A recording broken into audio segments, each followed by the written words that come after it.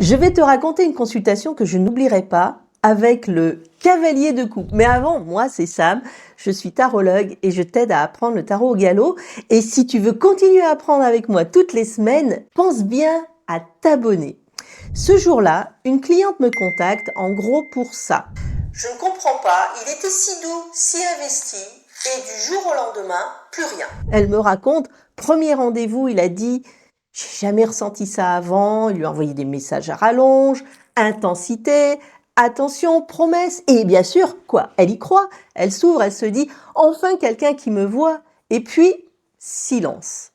C'est trop fort pour moi, qui dit après, je suis pas prêt, c'est pas toi, c'est moi, vous connaissez ce genre de réponse.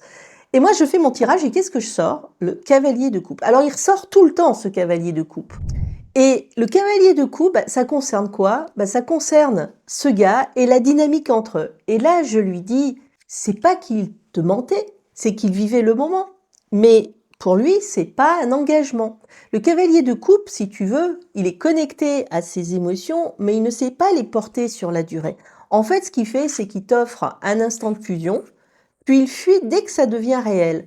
Alors, je lui ai dit, ce que tu as ressenti, c'est réel, mais ce n'est pas parce que c'est intense que c'est partagé. Bon, on a vu ensemble vraiment beaucoup d'autres choses dans ce tirage, mais on n'a pas le temps ici de tout voir. Mais comme tu peux le comprendre, le cavalier de coupe, on le voit bien ici sur cette carte, c'est pas une signification, c'est une dynamique, un état. Et c'est avec ce genre de cas dans mes consultations qu'au fil des années, j'ai compris qui était vraiment le cavalier de coupe. En tous les cas, si tu veux comme moi savoir lire les cartes, commente le mot tirage dans les commentaires et je t'enverrai 20 techniques de tirage.